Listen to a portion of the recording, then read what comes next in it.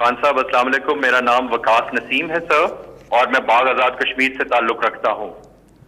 جی خان وقاص صاحب، وزیر اعظم صاحب، کیا آپ کو یہ ریئلائزیشن ہے کہ کشمیری قوم آپ سے کتنی انسیت، اپنائیت اور خلوص رکھتی ہے، اور اس کی وجہ ہے جس دلیری سے یونائٹڈ نیشن کے اندر آپ نے ان کا مقدمہ پیش کیا، بالا کوٹ واقعے کا جس بہادری سے آپ نے جواب دیا، کووڈ 19 کے دوران جس طرح فیڈرل گرانٹ کے تھرو آپ نے کشمیری قوم کی مدد کی، انصاف صحت کارڈ کے تھرو 10 لاکھ تک کے مفت علاج کی سہولت آپ نے 12 لاکھ کشمیری خاندانوں کو دی، اور کشمیر کا جو سب سے بڑا مسئلہ تھا 18 سے 20 گھنٹے لوڈ شیڈنگ گزشتہ حکومتوں میں ہوتی تھی اور جو اب ختم ہو چکی ہے۔ لیکن خان صاحب، ہم مایوسی محسوس کرتے ہیں کشمیری لوگ کہ جب انٹرنیشنل فورم پہ کشمیر کا نام آتا ہے تو ساتھ کراس بارڈر ٹیررزم، گھس بیٹھی ہے، ایکسٹریمزم، ریلیجس انٹالرنزم کا لفظ آتا ہے، لیکن ہندوستان میں جب اقلیتوں کے ساتھ ظلم کیا جاتا ہے، مسلمانوں کو اسٹیٹ سپانسرڈ ٹیررزم کا نشانہ بنایا جاتا ہے، تو دنیا خاموش رہتی ہے۔ جس کی مثال ہے سر کہ ہندوستانی آرمی کے ایک کرنل نے سمجھوتا ایکسپریس میں مسلمانوں کو زندہ جلا دیا، دنیا خاموش تھی۔ ہندوستان نیوی کا ایک سرونگ کمانڈر بلوچستان میں کلبھوشن یادو دہشت گردی کرتے ہوئے پکڑا گیا، دنیا خاموش رہی۔ اور اب خان صاحب، جو سب سے خطرناک صورتحال ہے کہ چند دن پہلے 7 کلو یورینیم 235 جو 90% پیور تھی، جو ایٹم بم بنانے میں استعمال ہوتی ہے، وہ ایک شخص کے پاس 9 سال سے موجود تھی اور وہ اسے اسمگل کرنے کی کوشش کر رہا تھا، لیکن پوری دنیا کی میڈیا آؤٹ لیٹس اور انٹرنیشنل فورم خاموش ہیں۔ کیا جی وقاص، دیکھیں،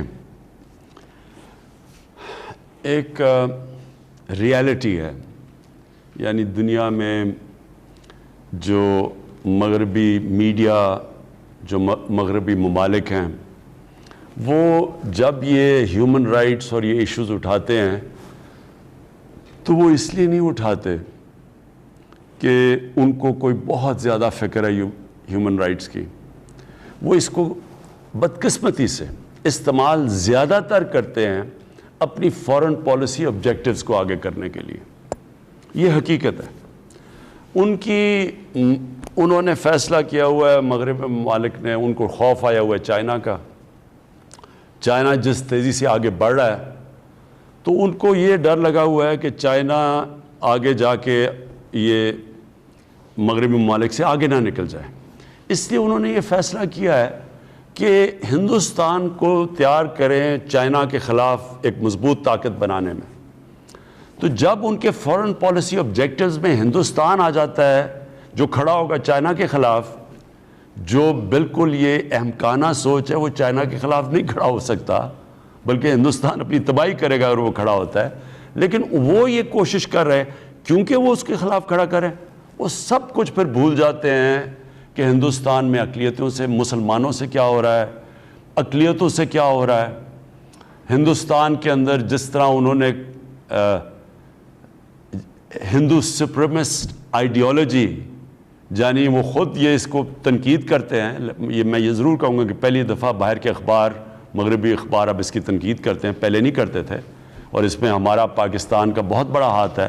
ہم نے ہر فورم میں اٹھایا، ہمارا اس فورن آفس کا بہت بڑا ہاتھ ہے، انہوں نے پوری طرح ہم نے کیمپین کی، اور اس کی وجہ سے آج اویئرنیس ہے ساری باہر کہ یہ جو ایک ہندوتا، یہ جو ان کی RSS آئیڈیالوجی ہے، یہ بالکل ایک طرف مغرب کچھ کہہ رہا ہے کہ دنیا کو لیکچر دیتا ہے انکلوسیونیس اور ہیومن رائٹس کی، اور دوسری طرف بالکل اس کے خلاف ہے۔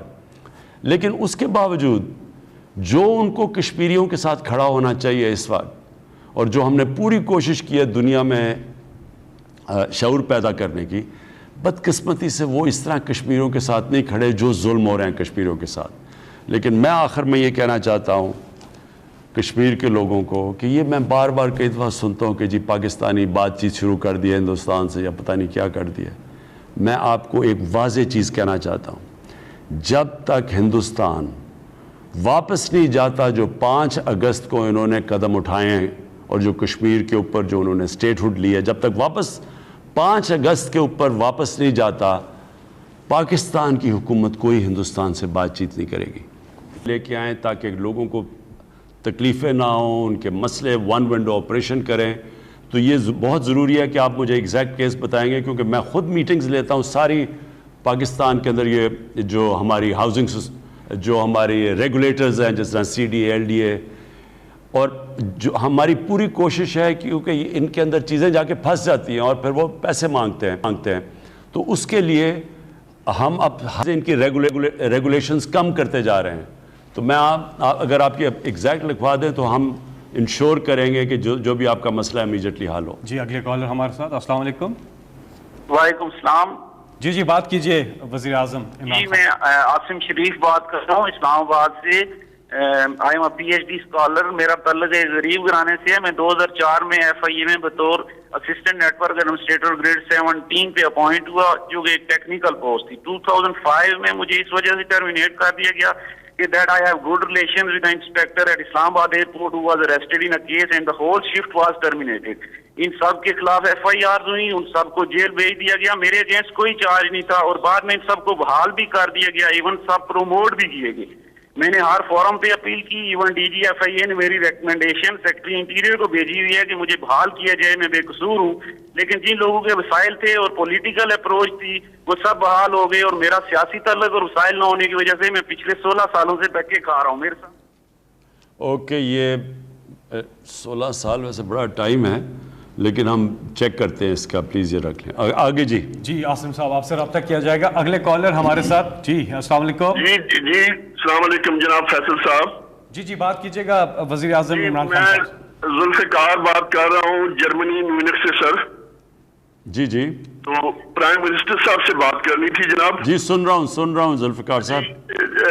جناب مسٹر پرائم منسٹر صاحب، سب سے تو پہلے اللہ تعالیٰ کا بڑا شکر ہے. آج دل کی بات بتاؤں آپ کو، اور یہ جو آپ نے سر وہ کام شروع کیا ہے کہ اوورسیز پاکستانی کی وہ امداد کر رہے ہیں، آپ ان کی بات سن رہے ہیں، جائز جو ایمبیسیوں میں ہو رہا ہے. اور پچھلے دنوں جو آپ نے سعودی عرب کے وہ پوری ایمبیسی کو سسپینڈ کیا ہے، میرے خیال میں سر لوگوں کی بہت دعائیں ہوگی آپ کے ساتھ سر. اور یہ بہت بڑا. اور سر میرا ایک کام ہے جی، میں 13 سال سے یہاں پہ مقیم ہوں اپنی فیملی کے ساتھ. فرینکفرٹ قونصلیٹ جنرل پاکستانی جو ہے وہاں پہ اسسٹنٹ ڈائریکٹر ہیں جی فواد انور بھٹی صاحب. صرف سر پرسنلی ذاتی بنیاد پہ میرا تعلق جیلم سے ہے سر. جلال پور شریف میرا گاؤں ہے. ووٹر بھی ہوں، سپورٹر بھی ہیں، یہ تو اللہ کی ذات کو پتہ ہے جی. لیکن اس شخص نے مجھے ذلیل کر کے رکھا ہوا ہے.